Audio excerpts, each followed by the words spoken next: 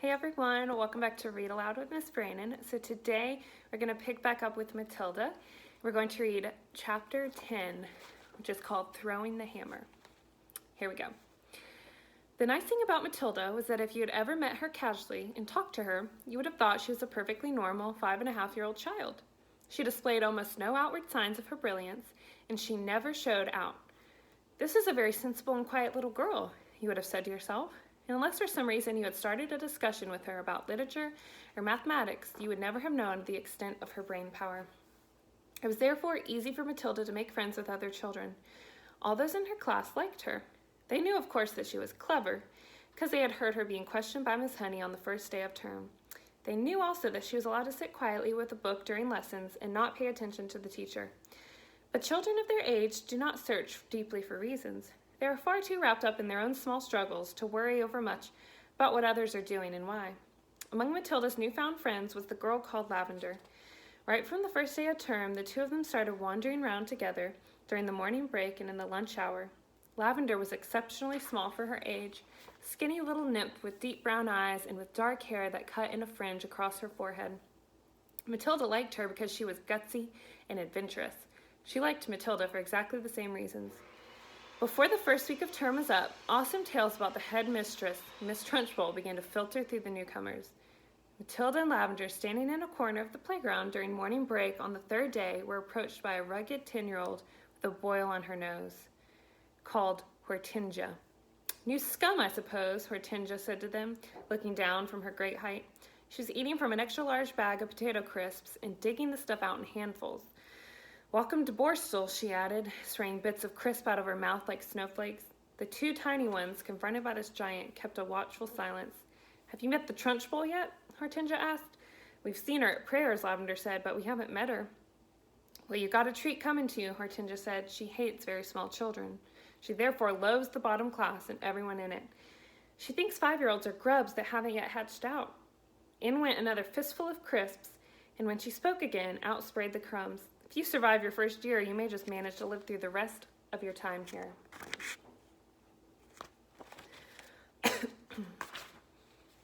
But many don't survive. They get carried out on stretchers screaming. I've seen it often. Hortensia paused to observe the effect these remarks were having on the two titchy ones. Not very much.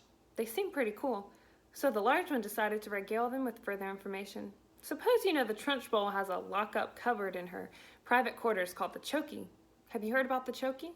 Matilda and Lavender shook their heads and continued to gaze up at the giant.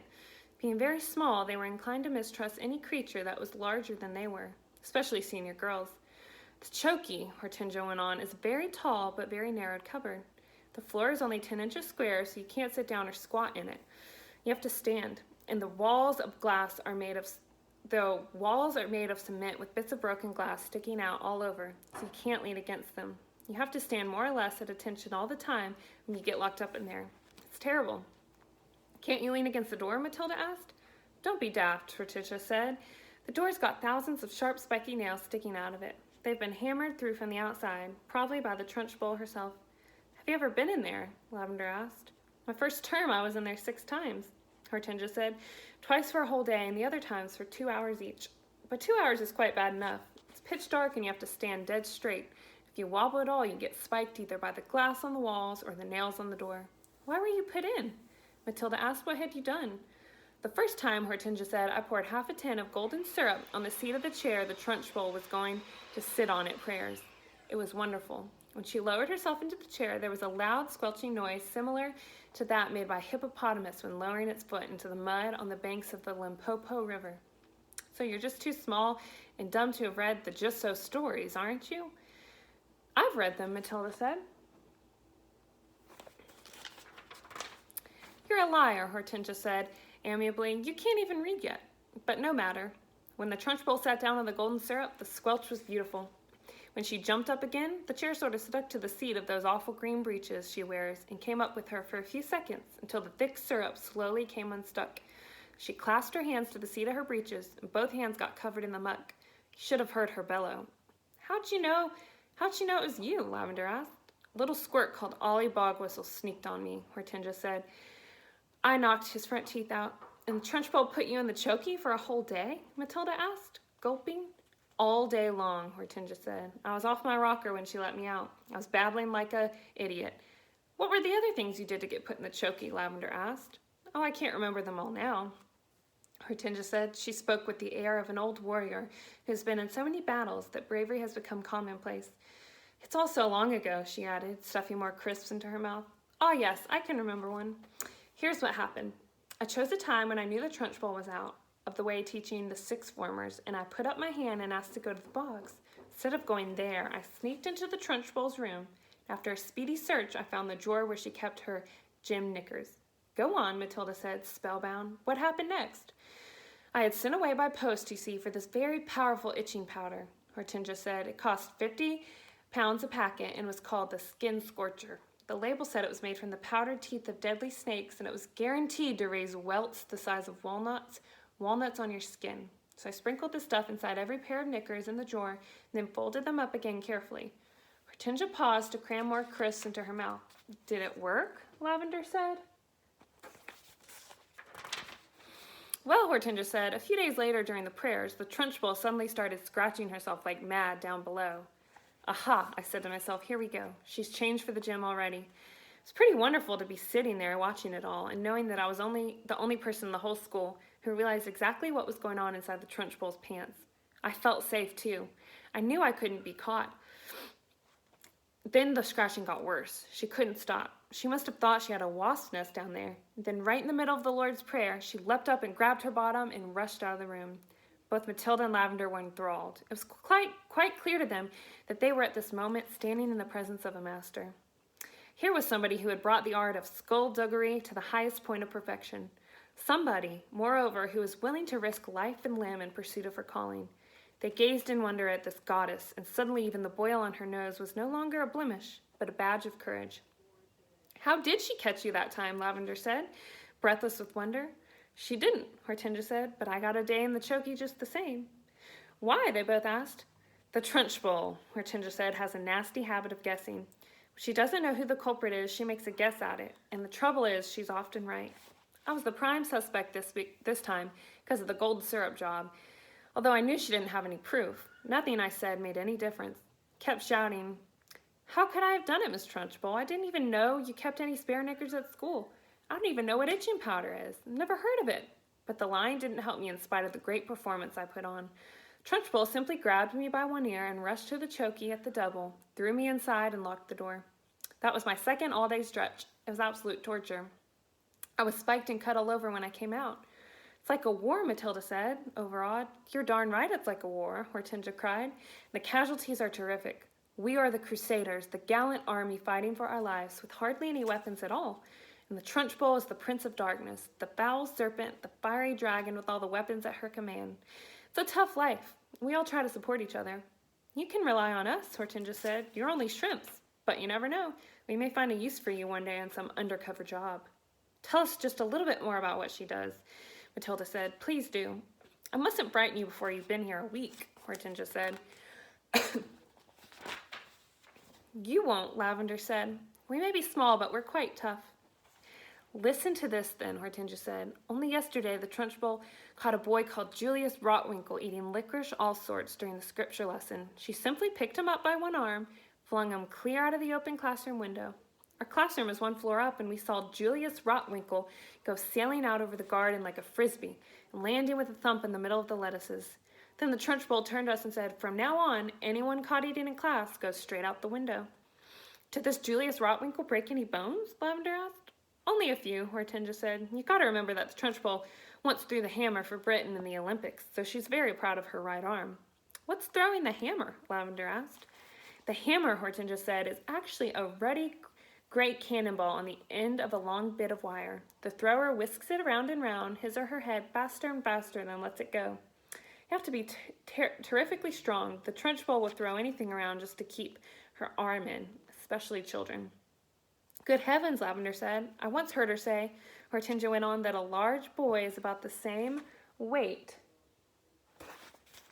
as an Olympic hammer. Therefore, he's very useful for practicing with. At that point, something strange happened. The playground, which up to then had been filled with shrieks and the shouting of children at play, all at once became silent as the grave. Watch out, Hortensia whispered. Matilda and Lavender glanced around and saw the gigantic figure of Miss Trunchbull advancing through the crowd of boys and girls with menacing strides. Children drew back hastily to let her through, and her progress across the asphalt was like that of Moses going through the Red Sea when the waters parted. A formidable figure she was, too, in her belted smock and green breeches. Below the knees, her calf muscles stood out like grapefruits inside her stockings. "Amanda Thripp!" she was shouting. "You, Amanda Thripp, come here." "Hold your hats," Hortensia whispered. "What's going to happen?" Lavender whispered back. "That idiot Amanda," Hortensia said, "has let her long hair grow even longer during the holidays, and her mother has plaited it into pigtails. Silly thing to do." "Why silly?" Matilda asked. "If there's one thing the Trunchbull can't stand, it's pigtails," Hortensia said. Matilda and Lavender saw the giant in green breeches advancing upon a girl of about 10 who had a pair of plaited golden pigtails hanging over her shoulders. Each pigtail had a blue satin bow at the end of it, and it looked very pretty. The girl wearing the pigtails, Amanda Thripp, stood quite still watching the advancing giant, and the expression on her face was one that might find on a person who is trapped in a small field with an enraged bull who is charging flat out towards her. The girl was glued to the spot, terror-struck, pop-eyed, quivering, knowing for certain that the day of judgment had come for her at last. Miss Trunchbull had now reached the victim and stood towering over her. "I want those filthy pigtails off before you come back to school tomorrow," she barked. "Chop them off and throw them in the dustbin. You understand?" Amanda, paralyzed with fright, managed to stutter. My mommy likes them. She plaits them for me every morning." "Your mommy's a twit," the Trunchbull bellowed. She pointed a finger the size of salami at the child's head and shouted, "You look like a rat with a tail coming out of its head." My mommy thinks I look lovely, Miss Trunchbull," Amanda stuttered, shaking like a blank midge. "I don't give a tinker's toot what your mommy thinks," the Trunchbull yelled, and with that she lunged forward and grabbed hold of Amanda's pigtails in her right fist and lifted the girl clear off the ground. Then she started swinging her round and round her head, faster and faster, and Amanda was screaming blue murder. The Trunchbull was yelling, "I'll give you pigtails, you little rat." "Shades of the Olympics," Hortensia murmured. "She's getting up speed now, just like she does with the hammer. 10 to 1 she's going to throw her." Now the Trunchbull was leaning back against the weight of the whirling girl and pivoting expertly on her toes, spinning round, and soon Amanda Thripp was traveling so fast she became a blur. Suddenly, with a mighty grunt, the Trunchbull let go of the pigtails, and Amanda went sailing like a rocket, right over the wire fence of the playground and high into the sky. "Well thrown, sir," someone shouted across the playground. Matilda, who was mesmerized by the whole crazy affair, saw Amanda Thripp descending in a long, graceful parabola onto the playing field beyond. She landed on the grass and bounced 3 times and finally came to rest. Then, amazingly, she sat up. She looked a trifle dazed, and who could blame her? After a minute or so, she was on her feet again and tottering back towards the playground. Trunchbull stood in the playground dusting off her hands. "Not bad," she said, "considering I'm not in strict training. Not bad at all." Then she strode away. "She's mad," Hortensia said. "But don't the parents complain?" Matilda asked. "Would yours?" Hortensia asked. "I know mine wouldn't. She treats the mothers and fathers just the same as the children. They're all scared to death of her. I'll be seeing you sometime, you two." And with that, she sauntered away. All right, so that's the end of chapter 10. And the next chapter that we'll read next week is called Bruce Bogtrotter and the Cake. So I hope you guys enjoyed this week's read alouds, and I hope you have a great weekend, and I'll see you next week.